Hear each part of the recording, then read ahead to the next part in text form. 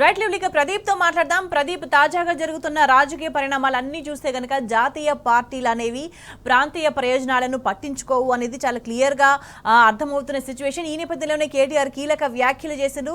ఇక 2029కి సంబంధించి కాంగ్రెస్ కావచ్చు, బీజేపీ కావచ్చు, వాళ్ళు మ్యాజిక్ ఫిగర్ ని దాటలేని సిచ్యువేషన్ ఉంటుంది. ఇక భవిష్యత్ అంతా కూడా ప్రాంతీయ పార్టీలకే ఉంటుందని ఆయన చాలా కీలకమైన వ్యాఖ్యలు చేశారు. ఇవి ప్రాక్టికల్ గా ఎట్లా చూడాలి వీటిని? జాతీయ పార్టీల విషయానికి వస్తే ఢిల్లీలో ఒక మాట, గల్లీలో ఒక మాట చందంగా జరుగుతుంది. ముఖ్యంగా కాంగ్రెస్ పార్టీ వైఖరి స్పష్టమవుతోంది. ఎందుకంటే పార్లమెంట్ ఎన్నికల్లో సంబంధించినటువంటి మేనిఫెస్టో పంచనాయలో ఏదైతే 10వ షెడ్యూల్ను పొందుపరిచారు, ఎవరైతే పార్టీ ఫిరాయించిన వారిని వెంటనే ఏదైతే వారికి అనర్హత వేటు వేస్తామని అక్కడ మేనిఫెస్టోలో చెప్పినటువంటి పరిస్థితి. కానీ తెలంగాణలోకి వస్తే అందుకు విరుద్ధంగా ఉంది. ఒక పార్టీ నుంచి గెలిచినటువంటి ఎమ్మెల్యేలను కాంగ్రెస్లో చేర్చుకుంటున్నటువంటి విధానం సంబంధించి ఢిల్లీలో ఒక మాట, గల్లీలో ఒక మాట అనేది స్పష్టమవుతుంది. ఇలా చాలా విషయాల్లో తెలంగాణలో ఒక మాట ఉంటే ఢిల్లీలో అటు రాహుల్ గాంధీ మరొక మాట, కాంగ్రెస్ అధిష్టానం మరొక మాట మాట్లాడుతున్నటువంటి తీరుకు సంబంధించి ప్రజలెవరు, దేశ ప్రజలు జాతీయ పార్టీలను విశ్వసించడం లేదనడానికి హర్యానా ఎన్నికల ఫలితాలే నిదర్శనంగా కనిపిస్తుంది. ఎందుకంటే కాంగ్రెస్ అధిష్టానం రాష్ట్రాల మీద అజమాయిషి పూర్తిగా ఉండడం లేదు. ఎందుకంటే ఇక్కడ రాష్ట్రంలో ఇచ్చినటువంటి ఎన్నికల హామీలకు సంబంధించి వాటిని అమలు జరుగుతుందా లేదా చూడాల్సినటువంటి బాధ్యత కాంగ్రెస్ అధిష్టానంపై ఉంటుంది. కానీ అవేవి పట్టించుకోవడం లేదు. ఎన్నికల ముందు ఏదైతే జాతీయ స్థాయి నాయకులంతా ఆయా రాష్ట్రాల్లో విస్తృతంగా పర్యటించి ప్రజలకు అనేక హామీలు ఇస్తూ ఉన్నారు. కానీ ఆ హామీలకు సంబంధించి అమలు అవుతుందా లేదా దాని పర్యవేక్షణ పట్టించుకోవడం లేదు. పర్యవేక్షణ అధిష్టానంది ఉండడం లేదన్నటువంటి విమర్శ బలంగా ఉంది. అందులో భాగంగానే కర్ణాటకలో 5 గ్యారంటీలకు సంబంధించినటువంటి అమలుకు సంబంధించి దృష్టి సారించడం లేదు. అక్కడ అనేక ఏదైతే కాంగ్రెస్ నాయకుల మధ్య అంతర్గత పోరు కావచ్చు, లేదా అవినీతికి సంబంధించినటువంటి అంశాలపైన కూడా దృష్టి సారించకపోవడం పెద్ద ఎత్తున విమర్శలకు తావిచ్చింది. మరోవైపు తెలంగాణలో సంబంధించి 6 గ్యారంటీల అమలుకు సంబంధించినటువంటి దృష్టి అయితే లేదు. అసెంబ్లీ ఎన్నికల ముందు జాతీయ నాయకత్వం అంతా గల్లీ గల్లీ తిరిగారు. మరోవైపు పార్లమెంట్ ఎన్నికలకు ప్రచారంలో పాల్గొనేందుకు ఢిల్లీ పెద్దలంతా వచ్చి విస్తృతంగా పర్యటించారు. కానీ ఆ తర్వాత ఇక్కడ నాయకులు ఎవరు తెలంగాణ వైపు కన్నెత్తి చూడలేదు. ఇక్కడ ఆ ఎన్నికల్లో ఇచ్చినటువంటి హామీలకు సంబంధించి అమలుకు సంబంధించి ఇంతవరకు దానికి సంబంధించినటువంటి పర్యవేక్షణ కొరవడింది. ఈ నేపథ్యంలోనే కేవలం పదవులు ఏదైతే ఇతరత్ర అంశాలపైనే వారు దృష్టి సారించడం వల్ల ఏదైతే ప్రజలెవరు పార్టీ అంటే కాంగ్రెస్ ఇచ్చినటువంటి హామీలను పూర్తి స్థాయిలో విశ్వసించడం లేదు. అందులో భాగంగానే అటు కర్ణాటకకు సంబంధించినటువంటి అంశాలు కావచ్చు, ఇటు తెలంగాణకు సంబంధించినటువంటి పాలనకు సంబంధించి పెద్ద ఎత్తున చర్చ జరగడం వల్ల ఈరోజు హర్యానాలో ఆ పార్టీ ఏదైతే కాంగ్రెస్ ఏదైతే దెబ్బతిన్నదనేది స్పష్టంగా కనిపిస్తుంది. ఎందుకంటే 10 ఏళ్ళు బీజేపీ అధికారంలో ఉంది.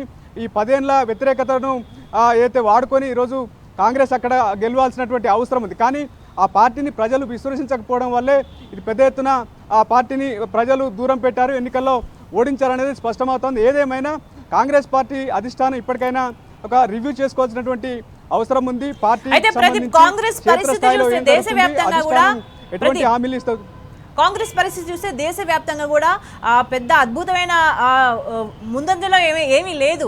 కేవలం 3 రాష్ట్రాల్లో మాత్రమే అధికారంలో ఉన్న సిచ్యువేషన్. కానీ అయినప్పటికీ కూడా ఒక అప్రమత్తత, ఒక కొంచెం బలోపేతం అవుదాము, ప్రజలకి మంచి చేద్దాము, మనం కూడా బాగుపడదామనే ఆలోచన ఏమాత్రం కాంగ్రెస్ అధిష్టానానికి ఇవాళ లేని పరిస్థితిని ఎట్లా అర్థం చేసుకోవాల్సిన అవసరం కనిపిస్తుంది? కేవలం తమకి రాష్ట్రాల నుంచి డబ్బులు వస్తే మాత్రమే చాలు అనే విధమైన ఆలోచనని ఎట్లా తీసుకోవాల్సిన అవసరం కనిపిస్తుంది?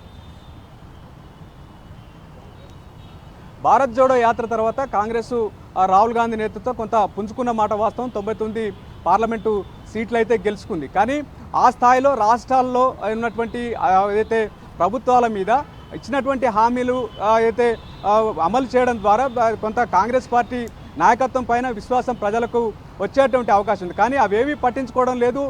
కేవలం కాంగ్రెస్ పార్టీ బలపడడం కోసం, ఏదైతే ఇతర రాష్ట్రాలకు ఏదైతే అధికారం రావడం కోసం ఇక్కడ ఉన్నటువంటి కాంగ్రెస్ అధికారంలో ఉన్నటువంటి రాష్ట్రాల నుంచి ఆర్థిక వనరుల సేకరణ మీదనే ప్రధానంగా దృష్టి పెట్టిందన్నటువంటి విమర్శ పెద్ద ఎత్తున ఉన్నటువంటి పరిస్థితి. తద్వారా అక్కడ అధికారంలోకి రావచ్చు. మళ్ళీ అయితే జాతీయ స్థాయిలో తిరిగి అధికారంలోకి రావాలంటే ఆయా రాష్ట్రాల్లో కాంగ్రెస్ చేజిక్కించుకోవాలన్నటువంటి భావనలో అధిష్టానం ఉంది. అందుకు అనుగుణంగానే ఇచ్చినటువంటి ప్రజలకు ఇచ్చిన హామీలను అయితే అమలుకు సంబంధించినటువంటి దృష్టి కేంద్రీకరించడం లేదు. కానీ పార్టీ బలోపేతం ఆయా రాష్ట్రాల్లో అధికారం చేజిక్కించుకోవడం కోసం అయితే హైకమాండ్ భావించి అందుకు అనుగుణంగానే ఆ అధికారం ఉన్నటువంటి రాష్ట్రాల నుంచి నిధుల సేకరణ చేస్తుంది. ప్రధానంగా తెలంగాణ, కర్ణాటక నుంచి అత్యధికంగా నిధులు సమకూర్చుకుంటుంది హైకమాండ్ అన్నటువంటి విమర్శ పెద్ద ఎత్తున ఉంది. అందుకు అనుగుణంగానే రేవంత్ రెడ్డి ఇక్కడ 6 గ్యారంటీలు ప్రజలకు ఇచ్చినటువంటి హామీల అమలుపై దృష్టి సారించకుండా కేవలం ఆర్థిక వనరుల సేకరణ ఢిల్లీకి పంపేటువంటి బాధ్యతకు సంబంధించి దృష్టి కేంద్రీకరిస్తున్నారని పెద్ద ఎత్తున బీఆర్ఎస్ పార్టీ కూడా విమర్శించినటువంటి నేపథ్యం పెద్ద ఎత్తున విమర్శలు అయితే వెల్లువెత్తున్నాయి. అందుకు అనుగుణంగా అధిష్టానం ఇప్పటి నుంచి అయినా రాష్ట్రాల్లో ఉన్నటువంటి అధికారంలో ఉన్నటువంటి రాష్ట్రాలకు సంబంధించి పాలన ఏ రకంగా ఉంది, ముఖ్యంగా ప్రజలకు ఇచ్చిన హామీలు ఎంతవరకు అమలు అవుతున్నాయి అన్నటువంటి దృష్టి అయితే పెట్టాల్సినటువంటి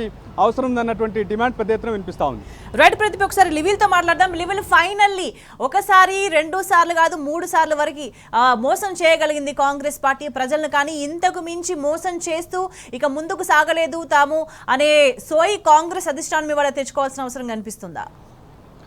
ఖచ్చితంగా ఇవాళ కాంగ్రెస్ హైకమాండ్, ఢిల్లీలో ఉండే హైకమాండ్ ఒకటి చెప్తుంది, గల్లీలో ఉండే రాష్ట్ర నాయకత్వం మరొకటి చెప్తుంది.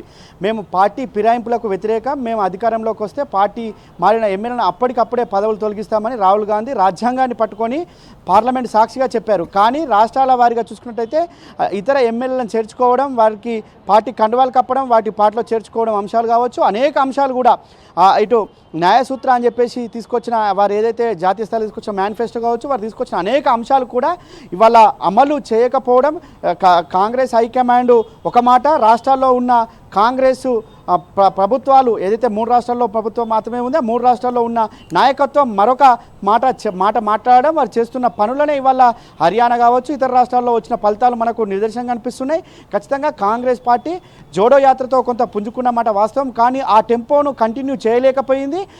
రాహుల్ గాంధీ జోడో యాత్రకు అనుగుణంగా రాష్ట్ర నాయకత్వం, ఆయా రాష్ట్రాల్లో నాయకత్వం బలంగా లేకపోవడమే దీనికి ప్రధాన కారణంగా చెప్పుకోవచ్చు. అంతేకాకుండా జాతీయ స్థాయిలో ఒక మాట, రాష్ట్ర స్థాయిలో మరొక మాట మాట్లాడడం కూడా దీనికి ఒక ఫెయిల్యూర్కు కారణంగా చెప్పుకోవచ్చు. వల్ల అనేక అంశాల మీద చూసుకున్నట్టయితే జాతీయ స్థాయిలో రాహుల్ గాంధీ కావచ్చు, మల్లికార్జున ఖర్గే కావచ్చు, అనేక జాతీయ స్థాయి నాయకులు ఒక మాట చెప్తారు. కానీ రాష్ట్రాలకు వచ్చేసరికి ఉన్న నాయకులు, ఆ ప్రభుత్వాలు మరొక మాట చెప్పడంతో ఈ విధంగా ఒక ప్రజలంతా కూడా గందరగోళంలో పరిస్థితి పడుతున్నారు. ఇవాళ ఆ పార్టీని నమ్మి ఓట్లేసిన వారు కూడా ఇవాళ ఆలోచిస్తున్న పరిస్థితి మనకి ఇవాళ తాజాగా కనిపిస్తుంది. అందుకు నిదర్శనంగానే ఇవాళ హర్యానాకు సంబంధించిన ఫలితాలు కావచ్చు, ఇటు జమ్మూ అండ్ కాశ్మీర్లో సంబంధించిన ఫలితాలు కూడా చూసుకోవచ్చు. గతంలో కంటే ఓటు షేర్ వల్ల కాంగ్రెస్ పార్టీకి తగ్గింది అంటే కారణం కూడా జమ్మూ అండ్ కాశ్మీర్లో అదే కనిపిస్తుంది. ఖచ్చితంగా అంతేకాకుండా ఇండియా కూటమి అనే ఒక పేరు పెట్టి దానికి అనుగుణంగా పోకపోవడం కావచ్చు, ఇండియా కూటమిలో ఉన్న పార్టీలు అందరినీ కలుపుకొని పోకపోవడం కూడా దీనికి ప్రధాన కారణంగా చెప్పుకోవచ్చు. వాళ్ళ హర్యానా రాష్ట్రంలో ప్రధానంగా 10 సంవత్సరాలు పాలించిన బీజేపీ పార్టీపై చాలా వ్యతిరేకత ఉంది. దేశవ్యాప్తంగా కూడా చర్చ జరిగింది. ఇవాళ ఎగ్జిట్ పోల్స్ అన్నీ కూడా కాంగ్రెస్ పార్టీ హస్తగతం చేస్తుందని చెప్పారు. కానీ ఇవాళ హస్తగతం కాస్త భస్మాసుర హస్తమైందని చెప్పి ప్రజలంతా కూడా చెప్తున్న పరిస్థితి కనిపిస్తుంది. వారు ఇచ్చిన కాంగ్రెస్ పార్టీ హైకమాండ్ చెప్పిన మాట ఒకటి ఉంటుంది, ఢిల్లీలో చెప్పిన మాట ఒకటైతే గల్లీలో చెప్పే మాట మరొకటి అవుతుంది. కాబట్టి ఇవాళ ఓటర్లు అంతా కూడా ఆలోచించే విధంగా ఇవాళ ఓటేశారు. అనేక రాష్ట్రాల్లో కూడా కాంగ్రెస్ పరిస్థితి చాలా దీనస్థితిలో ఉంది. అంతేకాకుండా సీల్డ్ కవర్లో సీఎం పేరు పంపించడం కూడా ఒక కారణంగా చెప్పుకుంటున్నారు.